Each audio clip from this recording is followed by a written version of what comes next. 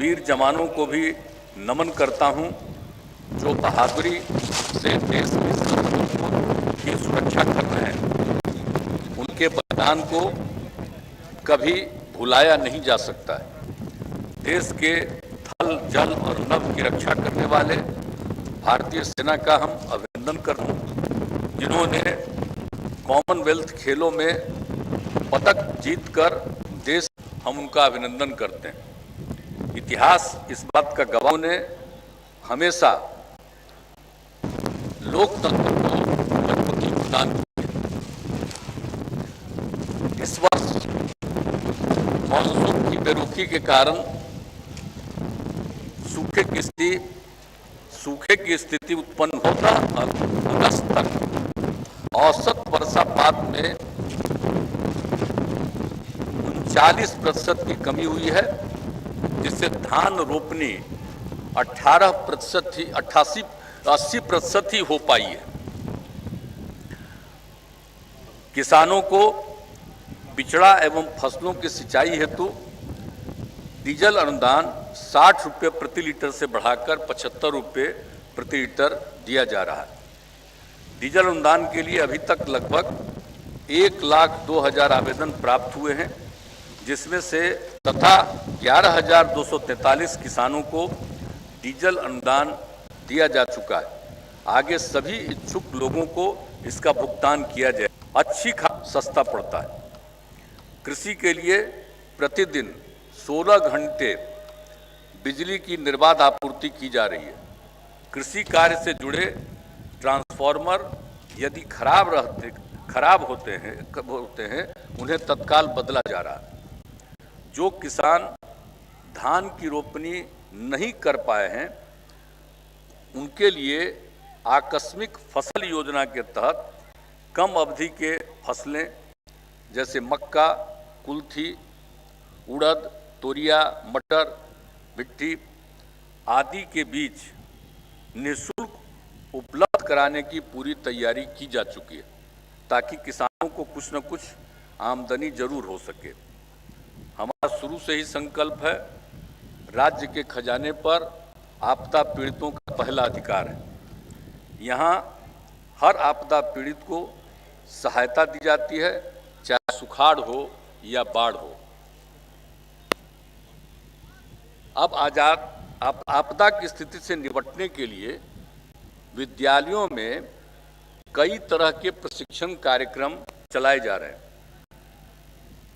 इसमें बच्चों को भूकंप से बचने के लिए मॉक ड्रिल तथा अन्य माध्यम से आपदाओं से निपटने के विषय में बताया जा रहा है।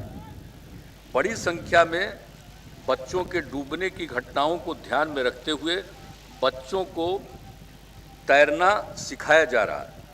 साथ ही दिव्यांग बच्चों को आपदाओं से सुरक्षित रखने के लिए उन्हें प्रशिक्षित किया जा रहा है। अब ये जो कोरोना महामारी का भी दौर है, आप जानते ही हैं, पूरा विश्व कोरोना से पीड़ित रहा है और हम लोगों के देश में तो मार्च 2020 से कोरोना का सामना हो रहा है। अब इस वर्ष की शुरुआत से ही कोरोना के मामले बीच में, ताकि कोरोना संक्रमण को फैलने से जनसंख्या पर जांच का है 6,38,000। यानी बिहार में जांच की प्रक्रिया हम लोगों की पूरी तेज रहती है और प्रतिदिन इसकी समीक्षा की जाती है। हम लोग लगातार इस पर ध्यान दिए रहते हैं।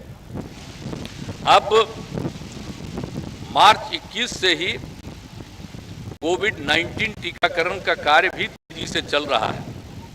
इसमें प्रथम खुराक, द्वितीय खुराक और प्रिकॉशनरी डोज को मिलाकर 14 करोड़ 75 लाख से अधिक कोरोना के टीके दिए जा चुके हैं। संकट की घड़ी में राज्य सरकार लोगों के साथ रही है तथा लोगों को हर संभव सहायता एवं अनुदान दिया जा रहा है। केंद्र सरकार के निर्णय के उपरांत सब प्रति को परिवार को 50,000 रुपया अतिरिक्त मदद दे रहे हैं। अब तक कुल 12,000 996 मृतकों के आश्रितों को 584 करोड़ और 82 लाख रुपए का भुगतान हो चुका है। अब हर चीजों में हम लोग अपना काम करते रहते हैं, चाहे विधि व्यवस्था हो। हमारा उद्देश्य है कि जो लोग क्राइम करते हैं उन पर पुलिस अपना काम करे और कोई भी अपराधी बच न पाए। आप जानते हैं कि हम लोगों ने हर थाने को 2 हिस्से में यानी इन्वेस्टिगेशन में रहते हैं, ताकि जहां पर कोई क्राइम होता सुरक्षा करते रहे। यानी पहले क्या होता था, हिस्से में कर दिया गया, अब उसके चलते जहां भी पूरे तौर पर करते रहते हैं और पूरा का पूरा विभाग, इसके वरिष्ठ अधिकारी एक एक चीज को देखते रहते हैं और समय समय पर, और किसी चीज की नहीं कि भाई कितना क्राइम बचा हुआ है, हर तरह से हम लोगों ने आप उसकी पूरी की पूरी जांच करिए। ये सब काम हम सब लोग कर रहे हैं और इसी को ध्यान में रख करके पुलिस बल की संख्या में बढ़ोतरी भी की गई है और आगे भी इसकी बढ़ोतरी करने का हम लोगों ने निर्णय लिया है और पुलिस के लिए वाहन और अन्य आवश्यक संसाधन उपलब्ध कराए गए। हाल ही में आपातकालीन स्थिति से निपटने के लिए डायल 112 की इमरजेंसी सेवा प्रारंभ की गई है। इसके तहत अपराध की घटना, आगजनी, वाहन दुर्घटना, मेडिकल इमरजेंसी आदि की सूचना पटना स्थित कॉल सेंटर में आने पर तत्काल पुलिस सहायता एवं आवश्यकता अनुसार फायर ब्रिगेड में एम्बुलेंस की सहायता भी पहुंचाई जा रही है। एक दिन जा करके इस काम की शुरुआत करने का मौका मुझको मिला और हमने पूरा विमर्श किया और देखा, ये बहुत अच्छी बात है कि अगर इस तरह से लोगों को होगा और इसके लिए और भी जितने वाहन वगैरह की बात है उन सबों को बढ़ाया जा रहा है और इसके लिए जितने अधिकारियों की और आवश्यकता होगी उनको इस काम में लगाया जाएगा।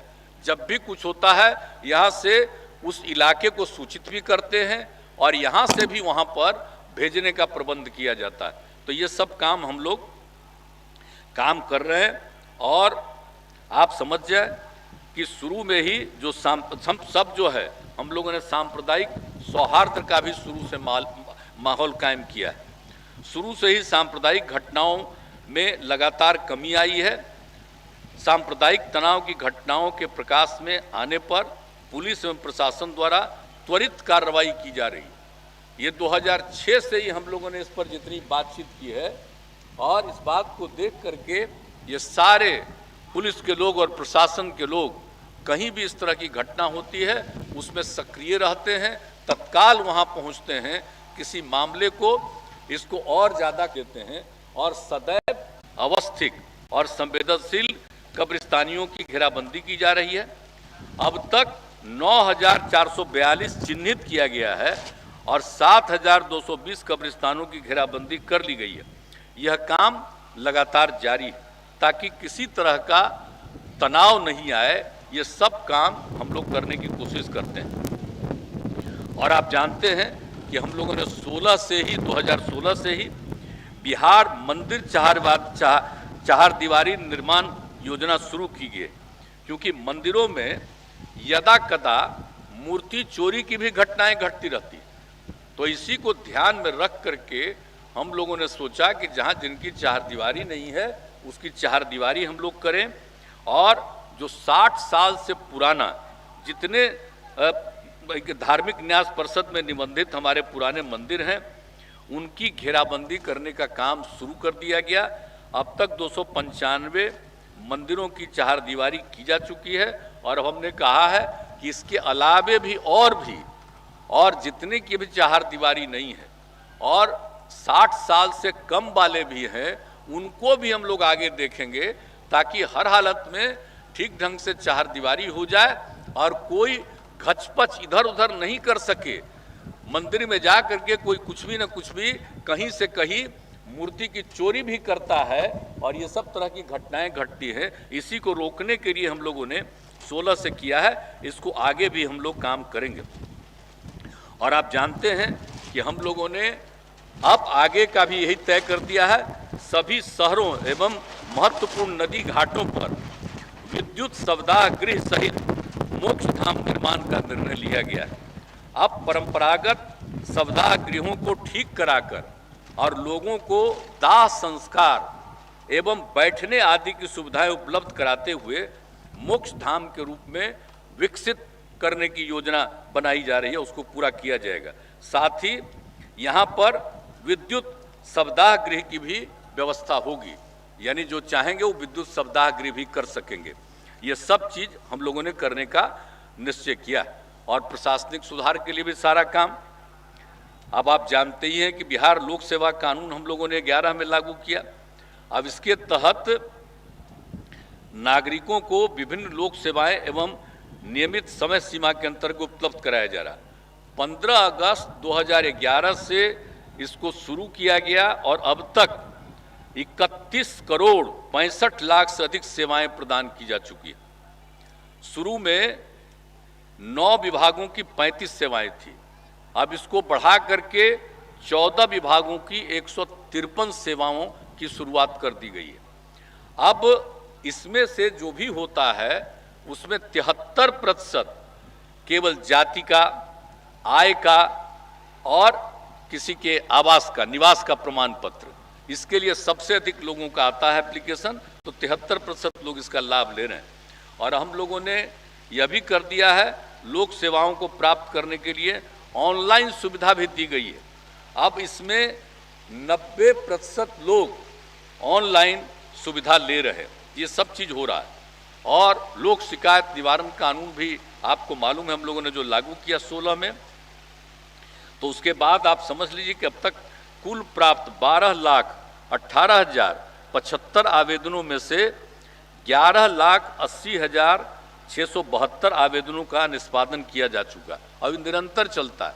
लेकिन अब हम लोगों ने तब 1 साल से फिर शुरू कर दिया है जनता के दरबार में मुख्यमंत्री का कार्यक्रम। अब ये इसको भी शुरू कर दिया है, यानी लोक शिकायत निवारण अधिनियम जारी रहेगा, वो चलता रहेगा और उसके साथ जो जनता के दरबार में मुख्यमंत्री का कार्यक्रम है यह भी सब चलता रहेगा। अब आपको सबको मालूम है कि हम लोगों ने विकास का जो काम किया, राज्य में सड़कों और पुल पुलियों और भवनों का निर्माण किया। हम लोगों ने पहले सोचा था कि जो दूर दराज के जो इलाके हैं उससे राजधानी पटना पहुंचने में 6 घंटे से ज़्यादा समय न लगा। अब वो जब हो गया तो उसके बाद तय कर दिया हम लोगों ने कि अब 5 घंटे का करेंगे। इसके लिए और ज़्यादा सड़कों का निर्माण, पुल पुलियों का निर्माण, ये सब चलता रहा है। और हर तरह से चारों तरफ आप जानते हैं कि फ्लाईओवर और एलिवेटेड रोड का जाल बिछाया गया है और अन्य जिलों में आरओबी एवं फ्लाईओवर का निर्माण कराया जा रहा है। तो हर तरह से यानी आप समझ लीजिए पुल पुलियों के लिए भी काम हो रहा है। और एक तो अभी आपको मालूम है हम लोगों ने शुरू किया था दीघा से दीदारगंज तक जेपी गंगा पथ बनाने का हमने किया था और इसका शुभारंभ किया था 11 अक्टूबर 2013 को।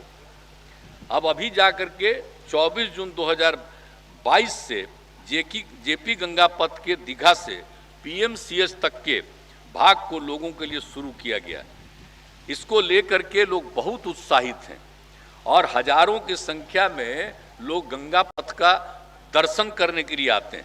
हम भी कई बार 2-3 बार देख चुके हैं, लोगों को कितनी खुशी है। और दीघा से दीदारगंज तक संपूर्ण ले जाने की योजना है, जहां पर गंगा नदी पर निर्मित होने वाले शेरपुर दीघापुर 6 लेन पुल से भी संपर्कता होगी और पूरब में गंगा पथ को गंगा नदी पर बन रहे कच्ची दरगाह बिद्दुपुर 6 लेन पुल से भी जोड़ा जाएगा। और भविष्य में हमारी इच्छा है कि गंगा पथ को पूरब के किनारे अभी जो पथ बन रहा है जेपी गंगा पथ, अब कितना लोगों को खुशी और कितनी दूर तक एक जगह से दूसरे जगह पर जाने का और फिर दक्षिण बिहार से उत्तर बिहार जाने में लोगों को कितनी और ज़्यादा सुविधाएं होंगी। तो ये काम भी हम लोगों का जारी रहेगा। और एक बात आप जान लीजिए एक चीज हम लोगों ने और कर दिया कि सड़क, पुल और भवनें जो सरकार बनाती है, इसका मेंटेनेंस को भी डिपार्टमेंट को ही करना है। अब इसके लिए पूरी तैयारी चल रही है।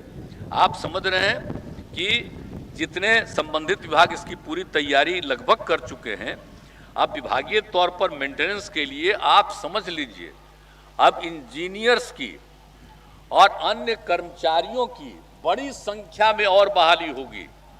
ये खाली टेंडर कर कर के मेंटेनेंस का कोई मतलब है? हम तो पहले से भी बराबर कहते रहे, अगर डिपार्टमेंट ही मेंटेनेंस करेगा और उसके लिए पूरी संख्या में और जितने इंजीनियर की जरूरत है, अन्य कर्मियों की जरूरत है, सबको बहाल करके रखा जाएगा और उन्हीं का काम है सड़क को, पुल पुलिया को और जितने भवन बनते हैं उन सभी का मेंटेनेंस वो नियमित रूप से करते रहे। ये होगा तो कभी किसी तरह की दिक्कत नहीं आएगी। तो ये सब बिहार में ही कुछ काम होते रहता है, इसलिए समय समय पर आप लोगों के ध्यान में हम लोग ला लेते हैं।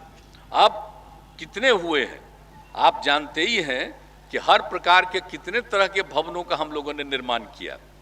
अब आप सामने ही देख लीजिए, सम्राट अशोक कन्वेंशन केंद्र, यही देख रहे हैं ना, सम्राट अशोक कन्वेंशन केंद्र, इसमें ज्ञान भवन सबसे पहला बना, बापू सभागार, सभ्यता द्वार पीछे, और हमने यहीं पर सम्राट अशोक की सांकेतिक सिंबॉलिक प्रतिमा लगाई है। अब ये कितना बढ़िया है, और जान रहे हैं बापू सभागार में 5000 की संख्या है। अभी तक देश में कहीं नहीं बना है इतना बड़ा, अब यहाँ पर ये बना हुआ है और कितने लोग आ रहे हैं। तो यही सामने देख लीजिए, सम्राट अशोक कन्वेंशन केंद्र हम लोगों ने इसको बनाया। और फिर पटना में जो अंतर्राष्ट्रीय मानक के रूप में इंटरनेशनल स्टैंडर्ड का बिहार म्यूजियम का निर्माण कराया गया।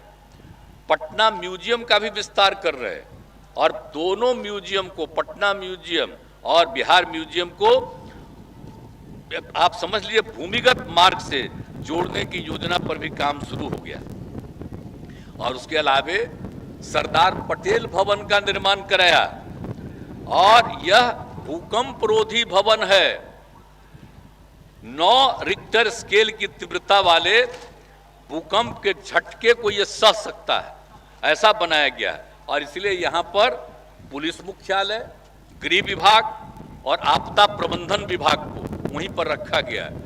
कहीं अगर ऐसी दुर्घटना होगी वो रहेगा, और वहीं से फिर पूरे सब जगहों पर लोग इसको देख सकते हैं। और 7 दिन तक वहाँ जितने भी अधिकारी और कर्मचारी रहते हैं उनको किसी तरह की दिक्कत नहीं हो सकती है। इस तरह का बिल्डिंग बनाया गया है, ये खास तरह का बिल्डिंग बनवाया गया है, और जो काम कर रहा है आप लोगों को भी, सब लोगों को मालूम है इसके बारे में। और समझ लीजिए कि उसके पहले भी तो हम लोग 2012 में भी राजगीर में इंटरनेशनल कन्वेंशन सेंटर का निर्माण कराया, और 2018 में हम लोगों ने बोधगया में महाबोधि सांस्कृतिक केंद्र का निर्माण शुरू किया गया, और अभी हाल ही में 16 अप्रैल 2022 को उसका भी निर्माण पूरा हो गया। तो इस सब तरह से, और बाकी आप जानते हैं 1917 में जो बापू आए थे, राष्ट्रपिता महात्मा गांधी, चंपारण सत्याग्रह में, तो उनके बिहार आने की स्मृति में ही मोतिहारी और बेतिया में 2000 की क्षमता के चंपारण सभागार का निर्माण पूरा हो चुका है।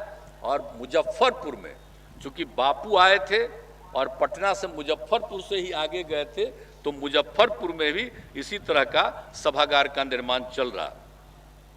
इसके अलावे अन्य महत्वपूर्ण भवनों का निर्माण भी किया जा रहा है, जिसमें आप जान लीजिए कि बुद्ध सम्यक दर्शन संग्रहालय वैशाली में बुद्ध स्मृति स्तूप बनाया जा रहा है।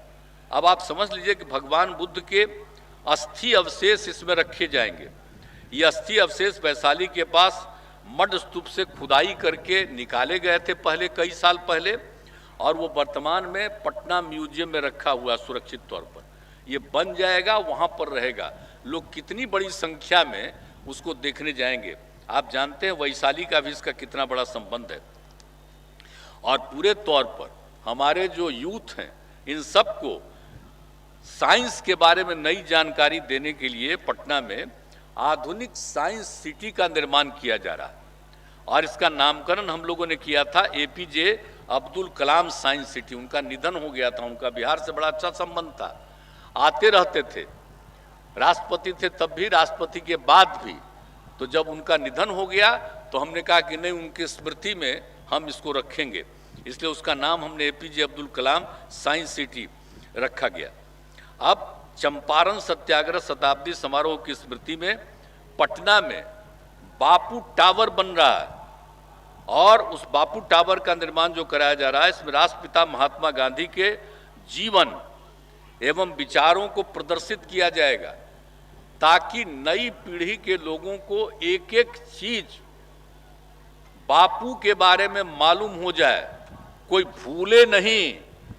देश को जो आजाद कराया, नई पीढ़ी के लोगों को हर तरह से याद रहना चाहिए कि हमारे बापू ने क्या किया। तो एक एक चीज वहां पर हम लोग ऐसा करवा देंगे, चारों तरफ से ला करके कर रहे हैं, बराबर हम देखते रहते हैं, ताकि नई पीढ़ी के एक एक बच्चे बच्चियों को पूरी जानकारी बापू के बारे में हो, तो वो हर चीज को देखेंगे। ये भी हम लोग सब बनवा रहे हैं, तो सब तरह से काम कर रहे हैं। और काम हम लोग कौन सा छोड़ रहे हैं? आप जानते हैं महिला सशक्तिकरण का सब तरह का काम करते हैं और आपको मालूम है कि महिलाओं के लिए क्या किया। जब हम लोगों को मौका मिला तो 2006 में पंचायती राज में और 2007 से नगर निकायों में महिलाओं के लिए 50% का आरक्षण दिया गया। अब कितनी बड़ी संख्या में अब महिलाएं पंचायती राज में और नगर निकायों में काम रह रही है। आप जरा इसकी कल्पना कर लीजिए, कितनी बड़ी बात हो गई है। तो आप देख लीजिए, और पंचायती राज संस्थाओं का तो 4 चुनाव हो चुका और नगर निकायों का भी चौथा बस होने वाला है। तो इस सब जगह जितनी बड़ी संख्या में हम लोगों ने किया है, तो और उसके अलावे साथ में ही हम लोगों ने प्राथमिक शिक्षक नियोजन में महिलाओं का 50% का आरक्षण किया था। तो अब सोच लीजिए कितनी बड़ी संख्या में प्राथमिक शिक्षक में महिलाओं को रखा। और 2013 में पुलिस में महिलाओं के लिए 35% का आरक्षण किया। इतना प्रावधान किया, आप जान लीजिए कि बिहार में पुलिस में महिलाओं की संख्या है 25,102 और इतना ज़्यादा पूरे देश के किसी राज्यों में महिलाएं नहीं, इतनी महिलाएं हैं। अब इसकी संख्या तो और बढ़ती जाएगी, चूंकि हमने 35% का आरक्षण दिया है। और उसके बाद हर प्रकार की सरकारी सेवाओं में महिलाओं के लिए वही 35% का आरक्षण हम लोगों ने इस सब को शुरू कर दिया। और इसके बाद आप जानते हैं जीविका का काम, चूंकि स्वयं सहायता समूह में संख्या कम बहुत थी पहले, हम लोगों ने इसके लिए शुरू किया और विश्व बैंक से कर्ज लेकर के काम शुरू किया और इतने बड़े पैमाने पर काम किया, इसका नामकरण जीविका किया। अब आप समझ लीजिए कि अब 10,31,000 स्वयं सहायता समूहों का गठन हो चुका। 1,27,00,000 से भी अधिक महिलाएं इससे जुड़ गई हैं। अब इससे कितनी महिलाओं को जागृति हो रही है और कितना अच्छा काम हो रहा है, आप सब देख रहे हैं जीविका समूह का। और बालिकाओं के लिए भी तो आप जानते ही हैं, हम तो क्यों चाहते थे बालिकाओं को पढ़ाना। एक बात तो सबको हम इसलिए बार बार याद करा देना चाहते हैं कि हमारा जो मानव विकास मिशन है उसने पूरा सब तरफ से जानकारी लेकर के 13 में एक बार पूरे तौर पर बताया और जानकारी दिया कि भाई अगर पति पत्नी में पत्नी मैट्रिक पास है तो पूरे देश का प्रजनन दर 2 है। और बिहार में भी अगर पति पत्नी में पत्नी मैट्रिक पास है तो बिहार में भी उस परिवार का प्रजनन दर 2 है। और अगर पति पत्नी में पत्नी इंटर पास है तो देश भर का एवरेज प्रजनन दर उन परिवारों का 1.7 है। और सबसे बड़ी बात है कि जो सर्वेक्षण हुआ कि अगर पति पत्नी में पत्नी इंटर पास है तो बिहार में उन परिवारों का प्रजनन दर 1.6 निकला। इसको लेकर के मेरे मन में तो यूरेका की भावना आई और तभी हम लोगों ने हर पंचायत में 10+2 स्कूल खोलने का निर्णय किया, और उसके लिए सारा काम, ताकि महिलाएं खूब, लड़कियां खूब पढ़ें, और उसके चलते प्रजनन दर नीचे जाएगा। और उसके बाद तो हम कॉलेज में पढ़ाने के लिए भी वो भी काम हम लोग कर रहे हैं। पहले तो हम लोगों ने सब जगह किया, लेकिन अब उसके आगे और उसको बढ़ाने की बात कर रहे हैं। आप ये समझ लीजिए कि सब जगह जो पढ़ाने के लिए लड़कियों को जो हम लोगों ने शुरू किया है, तो अभी जो हम लोगों ने काम करना शुरू किया है तो बहुत हो गया है। अब इसके लिए आप समझ लीजिए, नए विद्यालय भवन के लिए में 2768 स्कूलों में और 3503 विद्यालयों को अतिरिक्त क्लासरूम आदि का निर्माण काम कर रहा है। अब उसमें आप समझ लीजिए कि 7530 करोड़ रुपए की योजनाएं स्वीकृत, तो ये सब काम किया जा रहा। और आप जान लीजिए कि जो ये बात हो रही है कि अब जो हम लोगों ने इतना पढ़ाई का काम करवा रहे हैं, आप समझ लीजिए 2005 में बिहार का प्रजनन दर था 4.3, अब बढ़ते बढ़ते अब घट करके आ गया है 3, और अभी कल ही हमको बताया गया है कि थोड़ा और घट गया है, 2.9 पर हुआ। अब इसीलिए हम सबको पढ़ाना चाहते हैं कि कुछ ही साल के अंदर ये काम जारी रहेगा तो प्रजनन दर हमारे यहां भी 2 पर आ जाएगा। तो ये कितनी बड़ी बात है। अब इसके लिए कोई प्रतिबंध लगाने की जरूरत नहीं है कि भाई कोई भी परिवार में इससे अधिक कोई नहीं पैदा कर सकता, इसकी कोई जरूरत नहीं है। सबसे बड़ी चीज है कि अगर प्रजनन दर बच्चियों को पढ़ाएंगे तो आप समझ लीजिए कि 2 पर पहुंच जाएगा। तो इसलिए ये सब बात हो रही है और कभी कभी चर्चा होते रहती है। तो हमने तो कहा ना भाई कि कहां कहां चाइना ने क्या किया था, 1 पर किया था सीमित, उसकी हालत खराब हो गई, तब फिर 2 पर किया और अब 3 किया। इसलिए ये सब बेकार चीज, असली चीज है लोगों को पढ़ाना चाहिए। तो उसके लिए हम लोगों ने सारा काम किया है। और आप जान लीजिए कि पूरे तरह से जो मैंने अनुमंडल स्तर पर कॉलेज की स्थापना है, अब इसके आगे भी और बढ़ाने की बात हम लोग सोच रहे हैं कि ताकि लड़कियां वहां पढ़े, लड़कियां आगे पढ़े। इसलिए आप जानते ही है ना, पहले जो इंटर पास लड़की करती थी उसको 10,000, और कोई अगर ग्रेजुएट कर ले तो उसको 25,000, और अब तो बढ़ा के हम कर दिए कि लड़की इंटर पास कर जाए तो उसको 25,000, और ग्रेजुएशन कर ले तो 50,000 सरकार देगी। तो इतना करने के बाद ताकि लड़कियों को, और हम लोग ये सब काम करते रहते हैं। तो इन सब चीज़ों की चर्चा का मतलब यही है कि इस पर हम सब लोगों को ध्यान देते रहना चाहिए। और न्याय के साथ विकास तो हम लोग करते ही रहे हैं। अनुसूचित जाति, जनजाति, अति पिछड़े वर्ग के विद्यार्थियों के लिए सिविल सेवा प्रोत्साहन योजना लाई जा रही है, यानी बिहार लोक सेवा आयोग यानी बीपीएससी में, और संघ लोक यूपीएससी में 1000 रुपया, और अगर यूपीएससी यानी संघ लोक सेवा आयोग का है तो उसको 1 लाख रुपए की प्रोत्साहित राशि, ताकि पहला परीक्षा पास कर जाए तो दूसरा और अंतिम परीक्षा की पूरी तैयारी, चूंकि ज्यादातर गरीबी परिवार है, ये हम लोगों ने शुरू कर दिया। अब इसका लाभ लोग ले रहे हैं। अनुसूचित जाति जनजाति के अभ्यर्थियों को बीपीएससी में 3118 और यूपीएससी में 92 लोगों ने फायदा लिया। अति पिछड़े वर्ग के उत्तीर्ण अभ्यर्थियों में बीपीएससी में 4301 और यूपीएससी में 113 ने योजना का लाभ लिया। तो इस तरह से एक एक चीज के लिए हम लोग कर रहे हैं। और कौन काम नहीं कर रहे हैं? ग्राम परिवहन योजना हर जगह पर, हर ग्रामीण क्षेत्रों में हम लोग जो काम कर रहे हैं, प्रत्येक पंचायत में 7 योग्य वाहनों की शुरुआत, और 4 देते हैं हम लोग, और उसके लिए 1 लाख रुपए का अनुदान। और हम लोग अनुसूचित जाति जनजाति के लिए हर पंचायत में 4 और अति पिछड़ा के लिए 3 वाहन देने का हम लोगों ने योजना चलाई है, चल रही है। और इस प्रकार से अनुसूचित जाति जनजाति के 22,887 और अति पिछड़ा वर्ग के 16,547 युवाओं ने इस योजना का लाभ लिया। तो एक एक चीज हम लोग कर रहे हैं। और जो भी हो रहा है, अनुसूचित जाति जनजाति के छात्र छात्राओं के लिए 87 आवासीय विद्यालय संचालित है।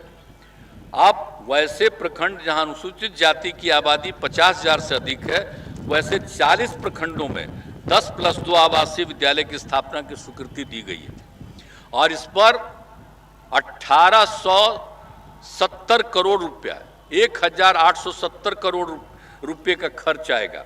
अब इसका सब काम किया जा रहा है। अन्य पिछड़ा वर्ग +2 कन्या आवासीय विधायक खोला जा रहा है। 18 जिलों में निर्माण कार्य जारी है, 20 में निर्माण कार्य अगले 2 वर्षों में किया जाएगा। और अनुसूचित जाति और जनजाति के 111 छात्रावास संचालित हैं। इसमें 19 छात्रावासों का पुनर्निर्माण किया जा रहा है। अब यह तय किया गया है कि जिन प्रखंडों में अनुसूचित जाति जनजाति की आबादी 30,000 से अधिक है, वैसे 136 प्रखंडों को चयनित किया गया और वहां 100 क्षमता वाले छात्रावासों का निर्माण की स्वीकृति दी गई। और इसमें भी कितना खर्च आएगा? 667 करोड़। तो हर प्रकार के लोगों के लिए तो काम किया जा रहा। अन्य पिछड़ा वर्ग छात्रावास में लगभग 25 जिलों में अन्य पिछड़ा वर्ग छात्रावास अवस्थित है। 9 जिलों में कार्य शुरू किया गया है और 4 जिलों का भी निर्माण कार्य 1 साल में पूरा हो जाएगा। और उसी तरह से आप जानते हैं कि 8-9 में ही अति पिछड़े वर्ग के छात्रों के लिए सभी जिला में 1,100 बेड्स वाले जननायक कर्पूरी ठाकुर छात्रावास बनाने की हम लोगों ने शुरुआत कर दी थी। 32 जिलों में ये काम हो गया है और वहाँ बिल्डिंग नहीं मिलने के कारण समय लगा, लेकिन 6 जिलों में बाकी काम भी अब शुरू हो चुका है। और अल्पसंख्यक समुदाय के लिए भी सब काम किया जा रहा। जो भी तलाकशुदा मुस्लिम महिलाएं थी, उनके लिए परित्यक्ता योजना पहले 10,000 रुपया दे रहे थे, अब उसको 25,000 रुपया कर दिए। और इस योजना का लाभ अब तक 13,876 महिलाओं ने ली है। और मदरसों में शैक्षणिक सुधार हेतु मूलभूत सुविधाएं एवं आधारभूत संरचना के विकास हेतु मदरसा सुदृढ़ीकरण का योजना चल रहा। अब आप मदरसों के शिक्षकों और अन्य कर्मियों को, पहले उनको कितना पेमेंट था? कुछ न के बराबर था। अब हम लोगों ने उनके लिए भी राज्य सरकार की तरफ से कर दिया है कि अन्य स्कूलों में जो मिलता है उनको भी, जिसको भी मान्यता प्राप्त है, वैसे सभी मदरसों में वही दिया जाएगा, उनको दिया जा रहा है, तर्ज दिया जा रहा है। तो उसी तरह से और हर प्रकार से हम लोग काम कर रहे हैं। अब सुन्नी और शिया वक्फ बोर्ड के ज़मीन पर बहुउद्देशीय भवन, मुसाफिर खाना, विवाह भवन, व्यावसायिक भवन, दुकान, मार्केट कॉम्प्लेक्स का निर्माण कराया जा रहा। पटना में सुन्नी वक्फ बोर्ड की ज़मीन पर जो सबसे पुराना, सबसे और ऐतिहासिक है अंजुमन इस्लामिया हॉल, अब उसका जो हम लोगों ने पुनर्निर्माण करा दिया है, अब कितना सुंदर बन गया है और भव्य इमारत बना। अब उसी तरह से आप जान लीजिए पटना सिटी में शिया वक्फ बोर्ड की ज़मीन पर यह भवन बन रहा। अब हर जिला मुख्यालय में वक्फ की भूमि पर 10+2 स्तर के विद्यार्थियों के लिए अल्पसंख्यक आवासीय विद्यालय निर्माण योजना की स्वीकृति दी गई है। अब आप जानते हैं कि दरभंगा आवासीय विज्ञान निर्माण का कार्य अंतिम चरण में है और किशनगंज, पूर्णिया और मधुबनी जिले में निर्माण की स्वीकृति दी गई है। आगे दोनों वक्फ बोर्डों को आवासीय विद्यालय के लिए स्थल का चयन कर सूचित करने को कहा गया है कि जितना जल्दी दीजिएगा उतना जल्दी उन्हीं जगहों पर इस तरह का अल्पसंख्यक आवासीय विद्यालय निर्माण का काम किया जाएगा। तो हम लोगों ने सब तरह से काम कर दिया। और उसके बाद आप जानते हैं कि पटना के मीठापुर में मौलाना मजहरुल हक अरबी एवं फारसी विश्वविद्यालय का भवन निर्माण का कार्य पूरा हो गया। अब पटना के मीठापुर में कितना अच्छा बन गया। तो इस तरह से एक एक जगह पर हर तरह के काम के लिए हम लोगों ने पूरा का पूरा काम किया। और समाज सुधार के लिए हम लोग तो निरंतर अभियान चलाते हैं। आप जानते हैं शराबबंदी, इसके लिए जो काम किया गया 16 से, अब उसके बाद जो दहेज प्रथा और बाल विवाह का उन्मूलन निरंतर अभियान चल रहा है, और आप जान रहे हैं कि एक एक चीज को अब बताया गया है। दारू कितना बुरी चीज है, शराब कितनी बुरी चीज है, तो जो वर्ल्ड हेल्थ ऑर्गेनाइजेशन ने 2018 में रिपोर्ट दी, और बोल लीजिए शराबबंदी पर आजादी की लड़ाई में बापू ने, राष्ट्रपिता ने जो एक एक बात कही, और फिर दहेज प्रथा और बाल विवाह का उन्मूलन होना चाहिए, ये गैर कानूनी चीज है।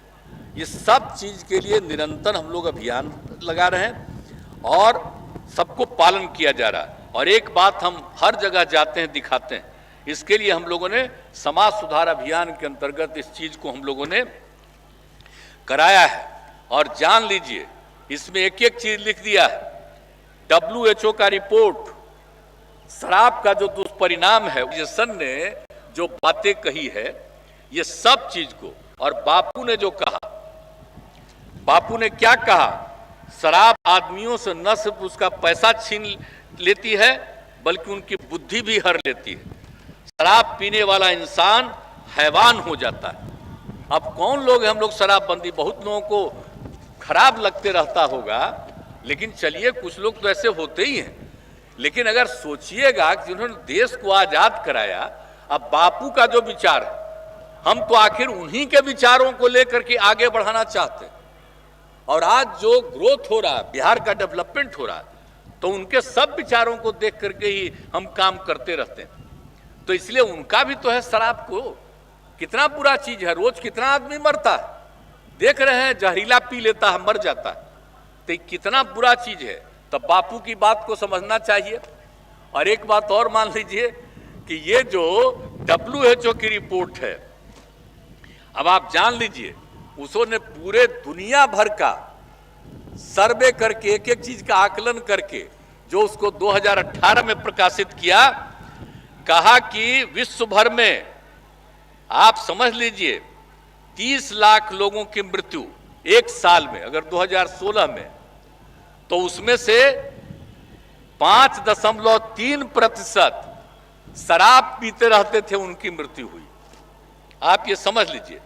और दूसरी बात, शराब के सेवन के कारण युवाओं में मृत्यु दर बूढ़े लोगों की अपेक्षा काफी अधिक है।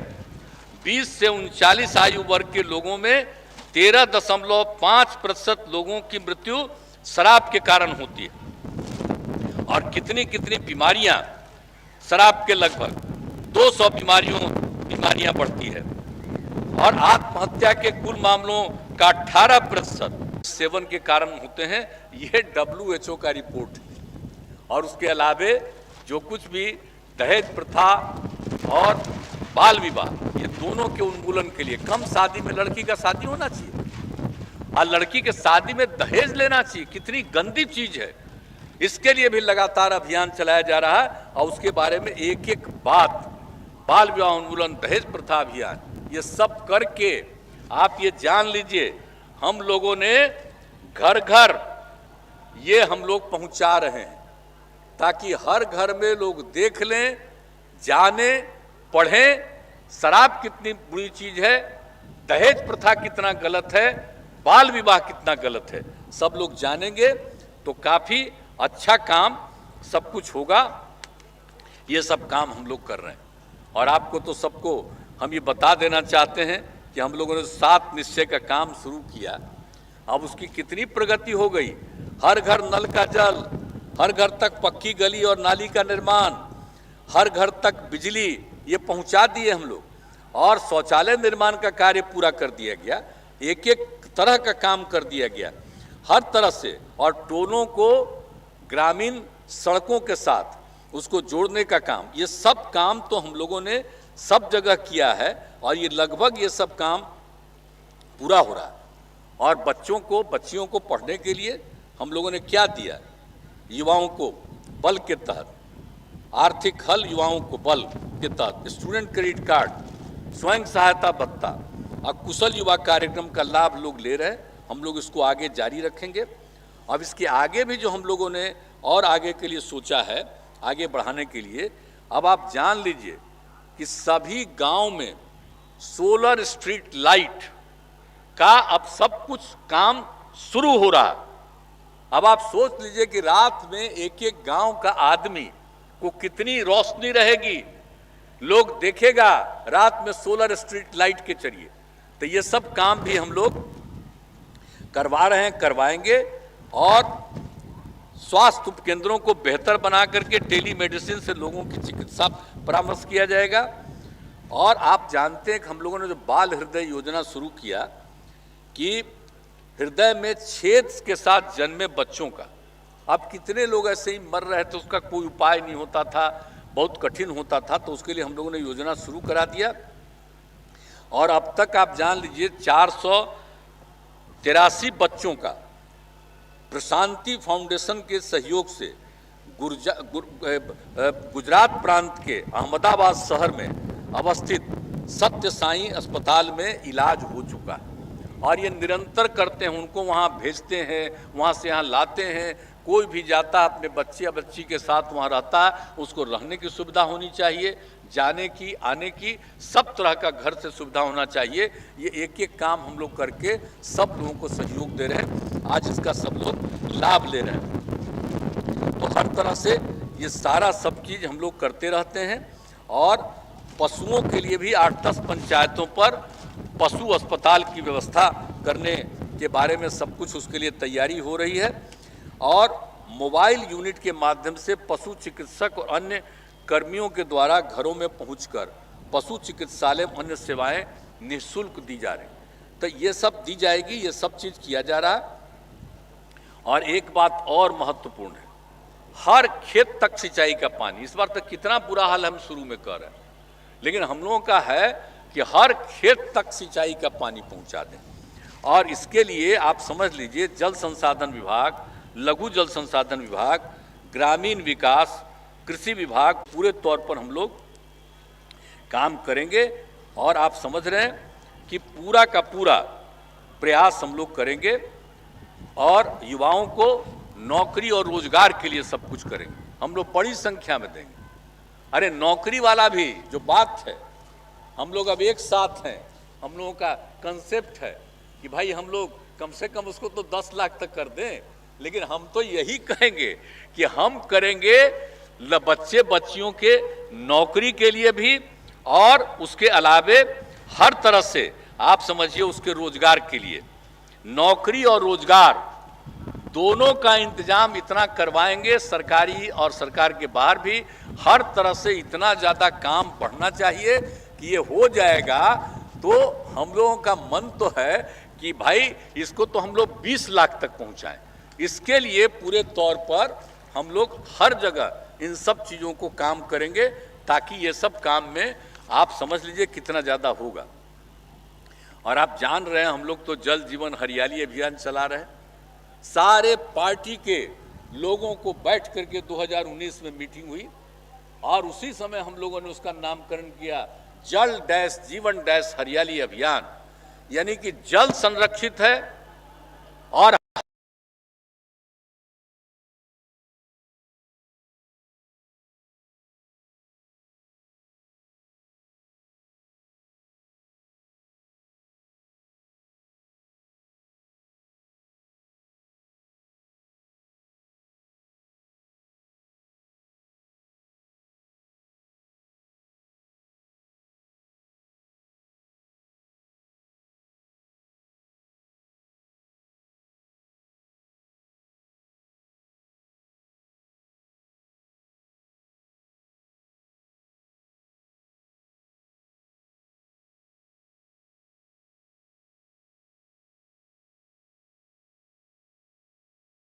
ज़्यादा इसको बढ़ाया, लगभग 7 करोड़ 35 लाख उसके अलावे पौधारोपण। तो अब जो 9% था अब वो बढ़ के 15% हो गया, और हम लोगों का तो लक्ष्य है कि इसको 17% से भी आगे करें। और सबसे बड़ी चीज़ है कि हम लोगों का तो क्षेत्रफल कम है और आबादी ज़्यादा है, तो जितना मैक्सिमम संभव है उतना हम लोग हरियाली के लिए हम लोग वृक्षारोपण करेंगे। तो ये सब काम चल रहा है। और दूसरा है कि मौसम के अनुकूल कृषि का, तो इस सब लोगों को अब सिखाया जा रहा है।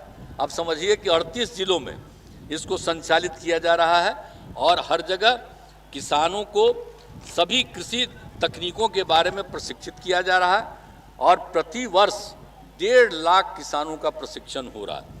तो इसीलिए सब कुछ हो रहा है। और आप जान रहे हैं कि सौर ऊर्जा पर जोर दिया जा रहा है। खाली ऊर्जा की बात नहीं है, असली नेचुरल तो सौर ऊर्जा, और उस पर खूब जोर दे दिया। सरकारी भवनों में 2135 सरकारी भवनों पर सौर ऊर्जा अधिस्थापित कर दी गई।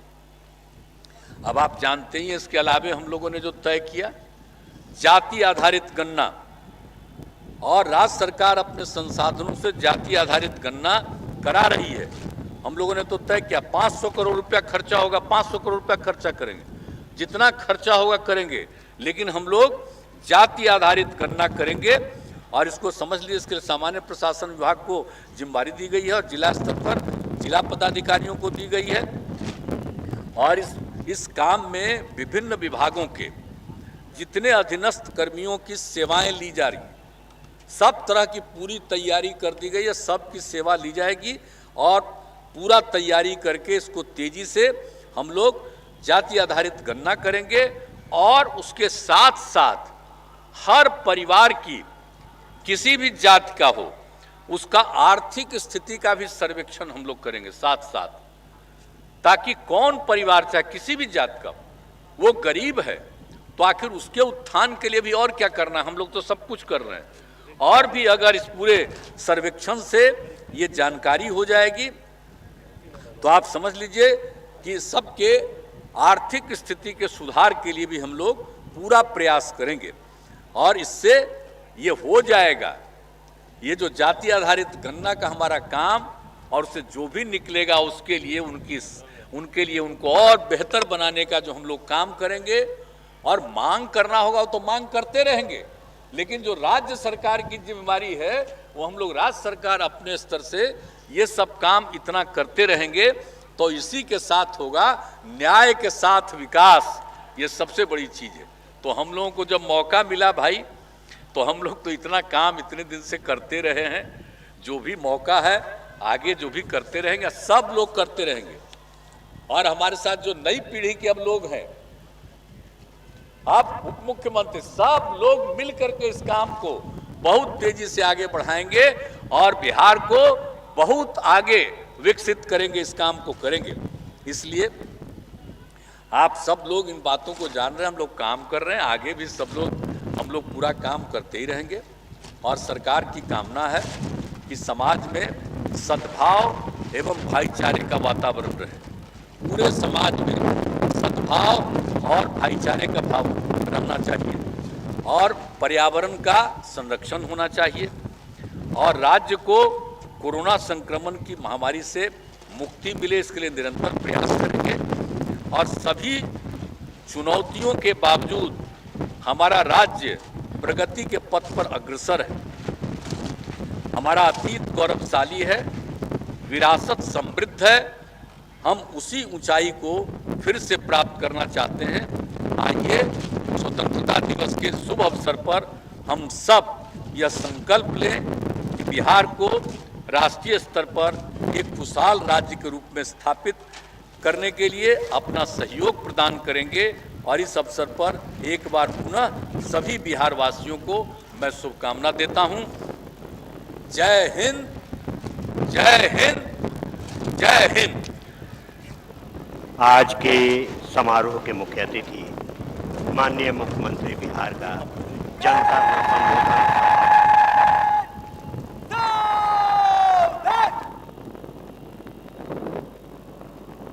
अब परेड कमांडर, भारतीय पुलिस सेवा के अधिकारी अभिनव धीमान आज के समारोह के मुख्य अतिथि से परेड विसर्जन की अनुमति प्राप्त करने के लिए सधे और चुस्त कदमों की चाल से सलामी मंच की ओर आ रहे हैं।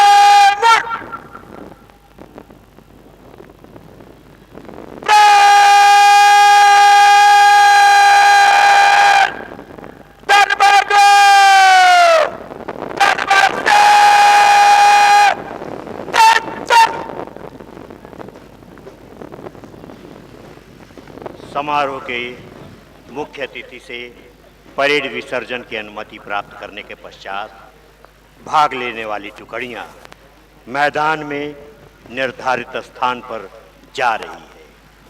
हम आभारी हैं बीआरसी के इंस्ट्रक्टरों के प्रति, जिन्होंने परेड में शामिल होने वाली कंपनियों के परेड को 13 दिनों के कठिन परिश्रम से तैयारी में महत्वपूर्ण सहयोग प्रदान किया। आज चुस्त दुरुस्त परेड की सफलता के साक्षी हम सभी हैं।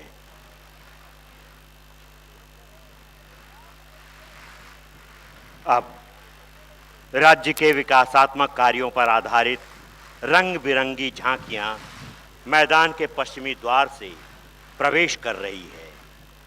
ये झांकियां विभिन्न विभागों, परिषदों और संगठनों द्वारा प्रदर्शित की जा रही है। हम आपको जानकारी दे दें कि आज कुल हमारे परेड में 9 झांकियां हैं।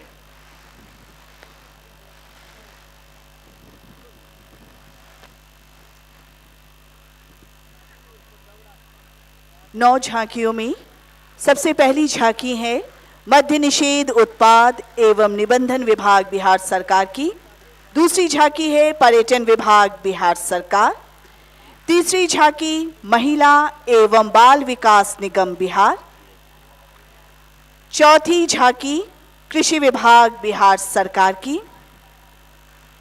पांचवी झांकी होगी बिहार अग्निशमन सेवा। छठी झांकी होगी उद्योग विभाग बिहार सरकार की। सातवीं झांकी बिहार शिक्षा परियोजना परिषद शिक्षा विभाग बिहार सरकार की झांकी। आठवीं झांकी है ग्रामीण विकास विभाग जीविका बिहार की झांकी। और नौवीं झांकी के रूप में आप सबों के बीच आएगी सूचना एवं जनसंपर्क विभाग तथा भवन निर्माण विभाग बिहार सरकार की झांकी। हम आपको जानकारी दे दें कि अभी माननीय मुख्यमंत्री महोदय ने जितनी बातें आपके समक्ष रखी, सभी बातें तो झांकियों में प्रदर्शित कर पाना इस छोटे समय में कठिन है, लेकिन जो महत्वपूर्ण संदेश है माननीय मुख्यमंत्री महोदय का, वो झांकियों के माध्यम से प्रस्तुत की जा रही है।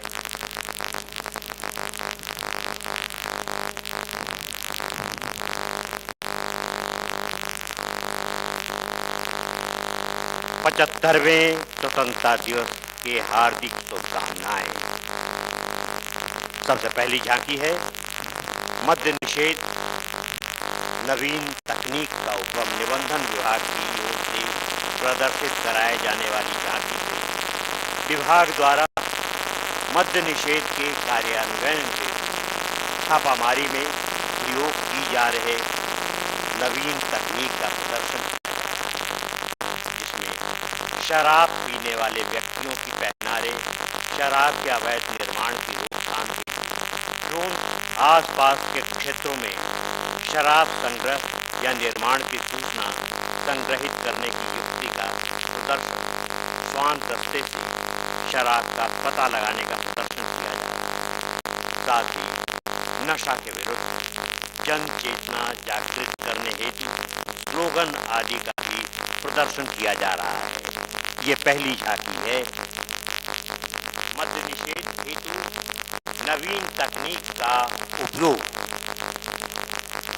मुख्य मंच के सामने से स्वतंत्रता दिवस 2022 की पहली झांकी मद्य निषेध उत्पाद एवं निबंधन विभाग।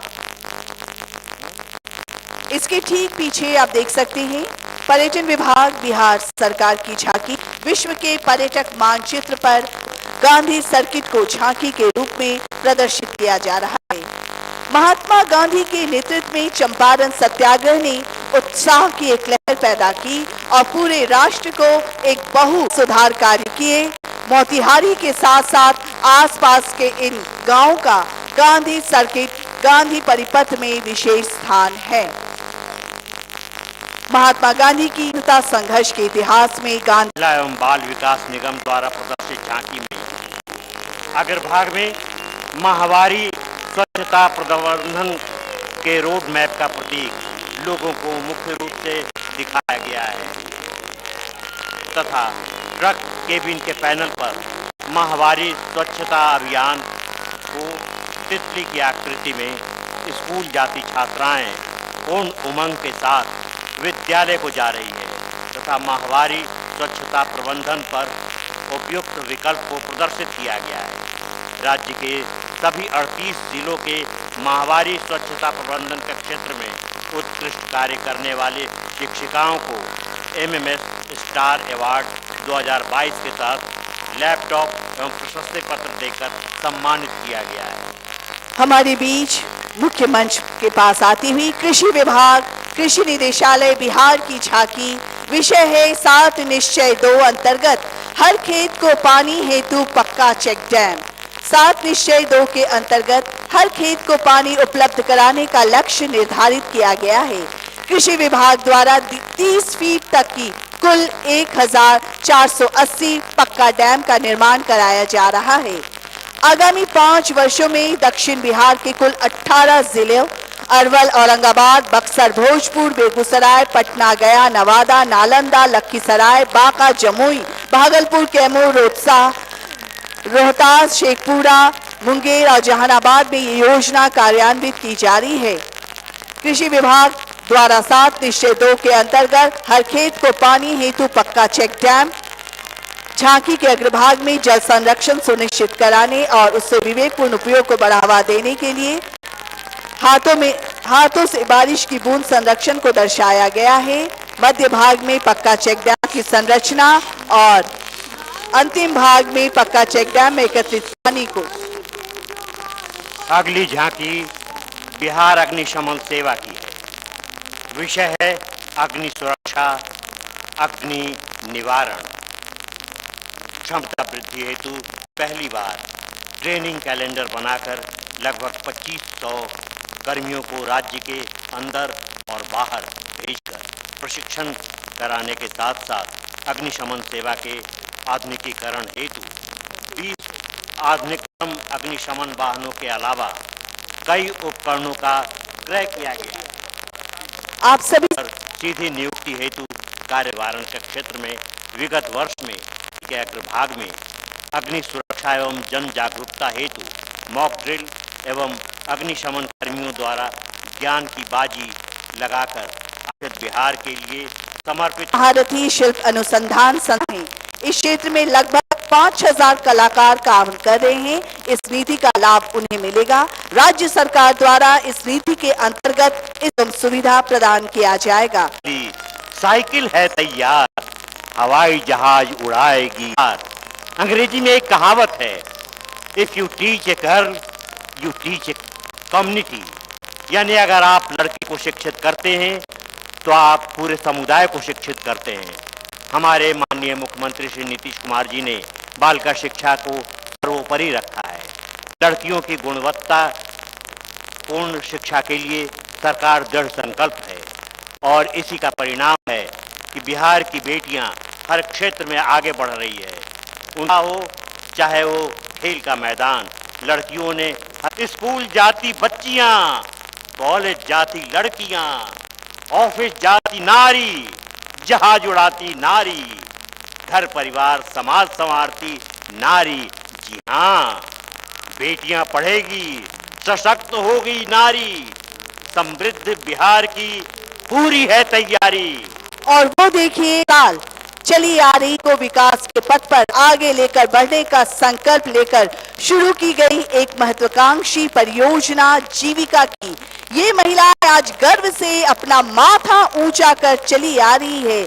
अपनी उन्नति के 15 सालों की तस्वीर पूरी दुनिया को दिखाने के लिए जीविका से जुड़ी 3 ग्रामीण महिलाओं की प्रतिमूर्ति, जिनमें से एक बिहार के हर जिले के सदर और अनुमंडलीय अस्पतालों तथा अनुसूचित जाति एवं जनजाति स्कूलों में शुरू की गई 69 दीदी की रसोचाने में जीविका दीदियों ने एक अद्भुत मिसाल कायम की है और बीच में है अपने कंधे पर झोला और हाथों में रजिस्ट्राइक संसाधन सेवी, जो पूरे राज्य में 10.35 लाख स्वयं सहायता समूह और इससे जुड़े 1,27,00,000 ग्रामीण परिवारों और सतत जीविका उपार्जन योजना जीविका रूपी एक विशाल जहाज के रूप साथ। और सबसे पीछे नौवीं नया बिहार, बढ़ता बिहार है।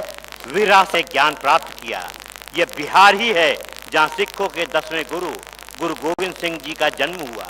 इसे बिहार की भूमि पर आध्यात्मिक सूफी संतों ने प्रज्ञता का विस्तार किया। विकसित बिहार में बने थे स्थल चिन्ह अनंत काल से चली आ रही समग्रता, समन्वय और चतुर्दिक विकास की अनूठी परंपरा की झलक को दर्शाता है। ये झांकी, ये सभी भवन अप्रतिम स्थापत्य कला के उदाहरण हैं। माँ बोधि कन्वेंशन सेंटर, प्रकाश पुंज और अंजुमन इस्लामिया हॉल आने वाली युवा पीढ़ी को ज्ञान, सहिष्णुता एवं दृढ़ता के लिए प्रेरित करता रहेगा। यह अंतिम झांकी, नौवीं झांकी, सूचना एवं जनसंपर्क विभाग की थी।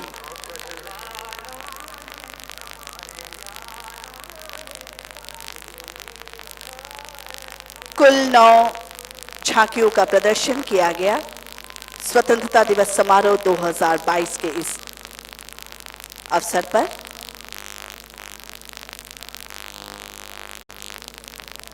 आज के समारोह में परेड में भाग लेने वाली टुकड़ियों को भी देखा और राज्य की प्रगति को आधार बनाकर विभिन्न परिषदों, विभागों की ओर से प्रस्तुत झांकियों को भी देखा। और जैसा कि आप जानते हैं कि आज के मौके पर बेस्ट टर्नआउट, हमारे जजेज भी बैठे हुए हैं और वो मार्किंग कर रहे हैं और फिर झांकियों के फर्स्ट, सेकंड, थर्ड को प्रस्तुत किया जाता है।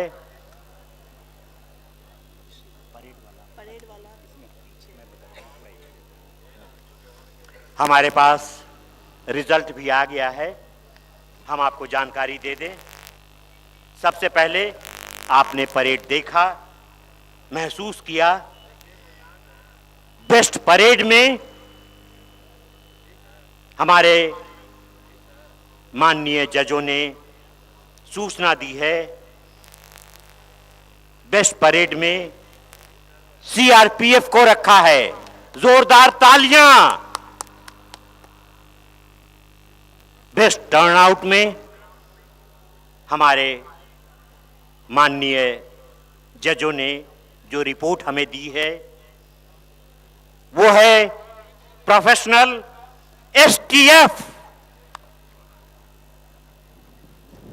और बेस्ट प्लाटून कमांडर में जिन्हें दिया गया है सम्मान, वे हैं एसएसबी। और फिर सेकंड इन कमांड, जिन्होंने 13 दिन लगातार परिश्रम किया, परेड को तैयार किया, हमारे परेड कमांडर को सौंपा, तैयार किए परेड को। सेकंड इन कमांड में हैं सार्जेंट सोनू निगम और आईपीएस अधिकारी श्री अभिनव धीमान को अपने बीच बारी है झांकियों की।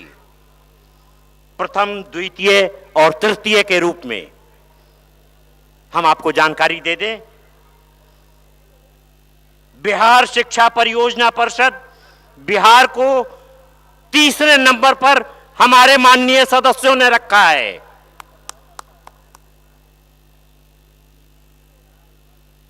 दूसरे नंबर पर जिस झांकी को सम्मानित करने के लिए हमारे पास रिजल्ट आया है वो है बिहार अग्निशमन सेवा। और पहले नंबर पर जोरदार तालियों के साथ हम स्वागत करेंगे कृषि निदेशालय। कृषि विभाग कृषि निदेशालय को प्रथम पुरस्कार से सम्मानित किया गया। और दूसरे में बिहार अग्निशमन सेवा और तीसरे नंबर पर बिहार शिक्षा परियोजना। हम आपको जानकारी दे दें, ये सम्मान पहले यहीं दिया जाता था, लेकिन अब राज्य सरकार ने ये निर्णय ले लिया है कि ये सम्मान एक तिथि तय कर संबंधित विभागों को सूचित किया जाए और सूचित कर उस तिथि को ही वो पूरा दिन वो सम्मान दिया जाए। इसलिए ये सूचना राज्य सरकार की ओर से आप तक पहुंचाई जाएगी तिथि की, और उसी दिन आप उपस्थित रहेंगे। अब आज के समारोह के मुख्य अतिथि माननीय मुख्यमंत्री महोदय से आज का ये राष्ट्रीय पर्व समाप्त करने की हम अनुमति चाहेंगे।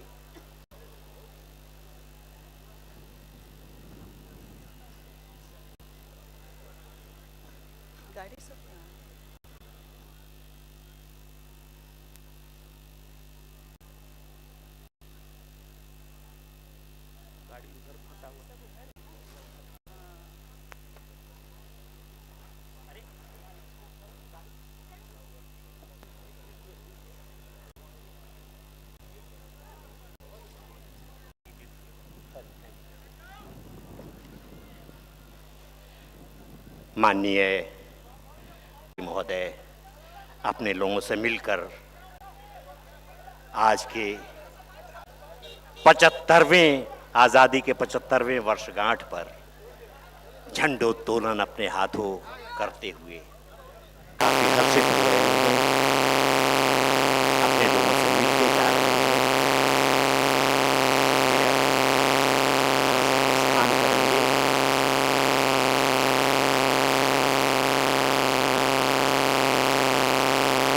आप